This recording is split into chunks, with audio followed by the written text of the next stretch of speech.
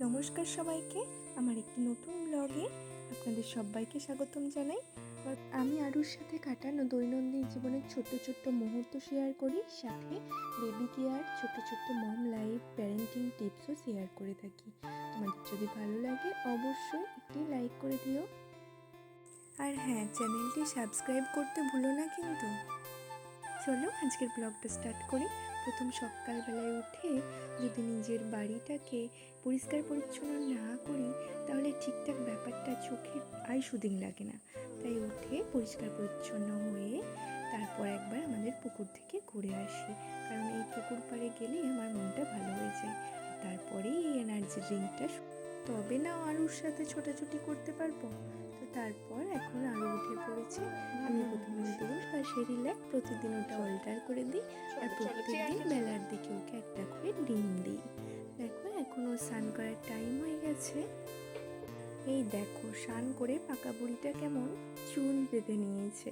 আর আমি ওকে মরিসন্সের Pampers use করি। তোমরা কে কী ইউজ করো অবশ্যই কমেন্ট করো। আমাদের গতকাল যেহেতু পুকুরে শিঙি মাছ ধরা হয়েছিল, তাই সেটা দিয়ে ওকে একটু ঝোল বানিয়ে দিয়েছিলাম। আর তারপর আমাদের একটা নিমন্ত্রণ বাড়ি ছিল, যেখানে আমরা ওকে খাইয়ে ওর কাকুর কাছে রেখে গিয়েছিলাম, আমি আর মাইতে। আর এখানে একটা পুজো বাড়িতে, যেখানে প্রথম আমি পদ্ম পাতায় খাওয়া দেখলাম এবং নিজেও এই অভিজ্ঞতার সাথে পরিচিত হলাম। সত্যি খুবই ভালো লাগলো। আর তারপর বাড়ি ফিরে আবার নিজের কাজে বসে গেলাম। আসলে আমি একজন স্টুডেন্টও, তাই পড়াশোনা করতে লেগেলাম। সামনে অনেক এক্সাম আছে, সেই কম্পিটিটিভ এক্সামগুলো বসার জন্য প্রিপেয়ার হচ্ছি। আর সত্যি কথা বলতে, একটা বাচ্চা থাকলে সেই মায়েরাই বোঝে যদি পড়াশোনার সাথে জড়িত থাকে, মানে কনসেন্ট্রেট ব্যাপারটা কীরকম, কতবার যে কনসেন্ট্রেট ব্রেক হয় কি বলবো। আর একটা জিনিসকে কি বলতো, যদি পড়তে পড়তে সেটাকে আবার রেখে দিয়ে আবার করা হয় না, সেটার আসল বোঝাটাই নষ্ট হয়ে যায়। আর এখনও ঘুম থেকে উঠে পড়েছি, ওর জন্য একটা স্ন্যাক্স রেডি করেছিলাম। এটা হচ্ছে ওটসের ছিলা। এর সমস্ত রেসিপি আমার চ্যানেলে পেয়ে যাবে।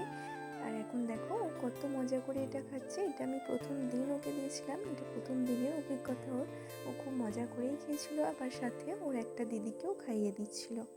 আর খেয়ে দিয়ে ও প্রতিদিন বিকেলে আমাদের সামনে যে গ্রাউন্ড আছে, ঠাকুমার সাথে যায়, ওখানে খেলাধুলা করে। আরও অনেক বাচ্চারা আসে, যাতে ও খুব মজা পায়। তারপর গ্রাউন্ড গেলে আমি আবার একটু পড়তে বসি, আর তারপর ও ফিরে গেলে ওকে একটু দুধ খাওয়াই। চলো আজকের মতো এখানেই টাটা, আবার অন্য কোনো ভিডিওতে দেখা হবে। যদি ভালো লাগে তাহলে অবশ্যই চ্যানেলটা সাবস্ক্রাইব করে দেবে। টাটা।